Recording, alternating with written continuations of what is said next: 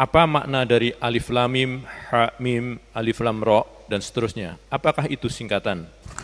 Apa makna dari ayat-ayat yang ada di depan surat seperti alif lam mim, alif lam ra, ha mim, yasin, kaf, ha ya ain sad dan seterusnya? Ada tafsir Ibnu Katsir tentang ini di bagian awal dari tafsir surat Al-Baqarah. Saya ajak Anda untuk menuju ke sana.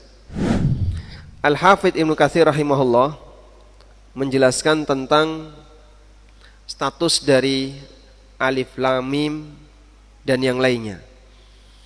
Alif lam mim, alif lam ra itu disebut oleh para ulama dengan huruful muqatta'ah. Huruful muqatta'ah, huruf yang dibaca secara terpisah, dibaca terpisah. Kenapa disebut sebagai huruful muqatta'ah? Karena cara bacanya tidak digabungkan, tapi dipisah. Misalnya, Anda baca ini ya.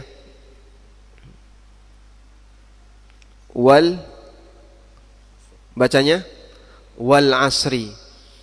Ini dibaca dengan cara digabungkan. Kalau kita baca terpisah, maka bacanya wawu, alif, lam, ain, shad, ra. Innal insana lafi khusr. Itu kalau dibaca terpisah. Nah, huruful muqatta'ah bacanya tidak disatukan. Sehingga alif lam mim jangan dibaca alam, hamim jangan dibaca ham, kemudian alif lam mim ra jangan dibaca almer, tapi dia dibaca secara terpisah, alif lam mim ra dan seterusnya. Bisa dipahami ya? Sehingga dia dibaca secara terpisah, makanya disebut huruful muqatta'ah. Dan huruf ini ada di depan surat, tidak ada yang di tengah. Nemu nggak yang kayak gini di tengah, Pak? Nemu? Nggak nemu. Nggak ada huruf seperti ini di tengah surat. Maka disebut dengan fawatihus surah, fawatih as-suwar. Disebut sebagai pembuka surat, karena dia berada di depan, nggak ada yang di tengah, apalagi di ujung. Selanjutnya, mengenai alif lam mim, ha mim, alif lam ra dan seterusnya. Ada dua metode yang dimiliki oleh para ulama. Pertama, ada yang menegaskan bahwa huruf-huruf ini adalah ayat mutasyabihat, sehingga maknanya diserahkan kepada Allah. Ini rahasia Allah, ayat mutasyabihat. Dalam arti metode yang kedua ini tidak memberi makna. Mereka tidak memberi makna, tapi menyerahkan kepada siapa? Kepada Allah. Maknanya apa? Wallahu a'lam. Itu rahasia Allah. Dan Al-Hafidz Ibnu Katsir menyebutkan di sini di tafsirnya, wa qad ikhtalafa al-mufassiruna fil hurufil muqatta'ah. Para ahli tafsir berbeda pendapat mengenai huruf muqatta'ah yang berada di awail aswar, yang berada di bagian awal surat. Faminhum man qala, di antara mereka ada yang berpendapat hiya mimma sta'tsarallahu bi'ilmihi. Allah menyembunyikan ilmunya, Allah tidak tampakkan tentang itu. Faraddu ilmaha ilallah, sehingga mereka kembalikan mengenai makna ini kembali kepada Allah. Walam yufassiruha, dan tidak menafsirkannya. Dan Al-Qurtubi menyebutkan ini adalah pendapat Abu Bakar, Umar, Utsman, Ali, Ibnu Mas'ud radhiyallahu taala anhum, dan pendapat Amir Asy-Sya'bi, Sufyan Ats-Tsauri, Ar-Rabi bin Khasyam, dan pendapat yang dipilih oleh Abu Hatim Ibnu Hibban. Nah, ini metode pertama yang tadi kita sebutkan dari al-huruful muqatta'ah, berarti posisi dia tidak memberi makna, tapi menyerahkannya kepada Allah. Nah, untuk pendapat pertama ini muncul pertanyaan. Lalu apa gunanya Allah menurunkan itu kalau tidak ada tafsirnya, tidak diketahui tafsirnya? Maka perlu dibedakan di sini ya. Bedakan antara tafsir dengan hikmah. Bisa jadi ketika kita tidak tahu tafsir, kita nggak tahu tafsirnya, tapi bukan berarti hikmahnya tidak ada. Sehingga kalau Anda bertanya apa gunanya, gunanya ada. Apa gunanya itu diturunkan kalau tidak ada tafsirnya? Ada gunanya. Terus apa gunanya? Untuk membuktikan bahwa ilmu hamba terbatas. Sehingga kalau bicara hikmah ada. Hikmahnya apa saja adanya huruf muqatta'ah menurut pendapat yang pertama ini? Satu, sebagai tantangan.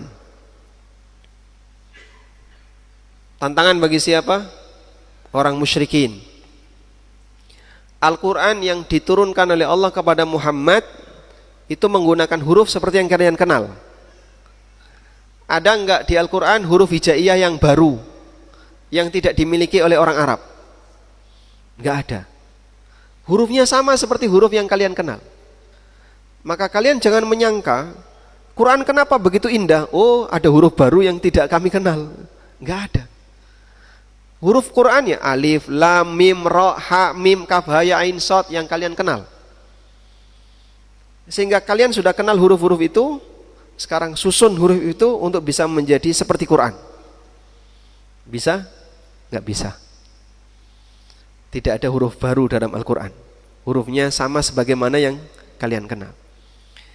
Yang kedua, ini menjelaskan tentang kesempurnaan apa?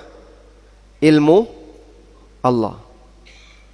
Dan keterbatasan ilmu manusia. Wahai kalian manusia, kalian itu terbatas pengetahuannya. Ini kalian nggak ngerti, maka jangan sok tahu dengan yang lain. Kalau yang kayak gini saja kalian nggak ngerti. Jadi kalau bicara hikmah ada. Maka kalau ada orang yang bertanya, lalu apa gunanya itu diturunkan sementara nggak tahu maknanya? Ini gunanya. Kalau tanya guna. Tapi kalau tanya tafsir, wallahu a'lam. Sehingga tidak ada yang keliru bagi pendapat jumhur yang mengatakan bahwa huruf muqatta'ah tidak punya tafsir, tapi tafsirnya dikembalikan kepada Allah. Yang kedua, metode yang kedua yang digunakan oleh para ulama adalah menafsirkan. Huruf muqatta'ah itu ditafsirkan.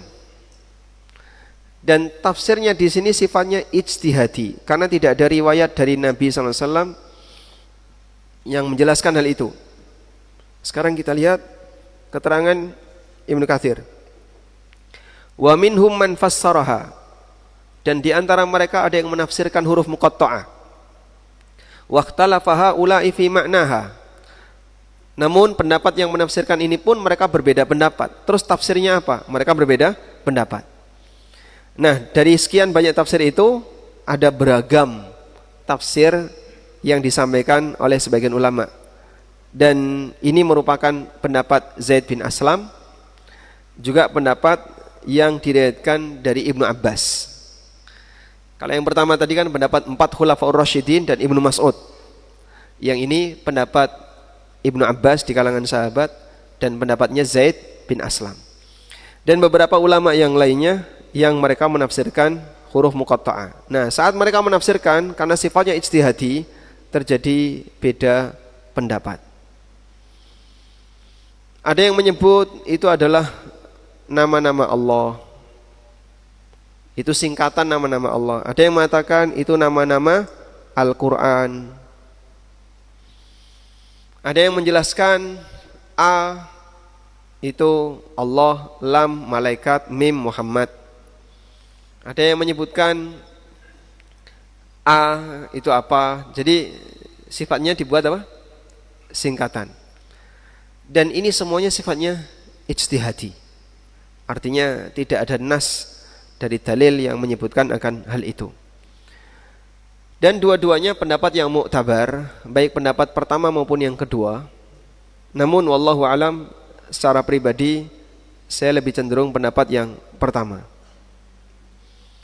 Kita serahkan ilmunya kepada Allah, meskipun kita yakini ada hikmahnya. Di antara hikmahnya adalah sebagai bentuk tantangan bagi orang musyrik yang mereka tidak mau mengakui Quran, bahwa huruf yang tersusun dalam Quran itu sama sebagaimana huruf yang kalian kenal, tidak ada huruf baru dalam Al-Quran. Wallahu alam, wa sallallahu ala nabiyyina Muhammadin wa ala alihi wa sahbihi wa sallam, wa akhiru da'wana anil hamdulillahi rabbil alamin. Wassalamu alaikum warahmatullahi wabarakatuh.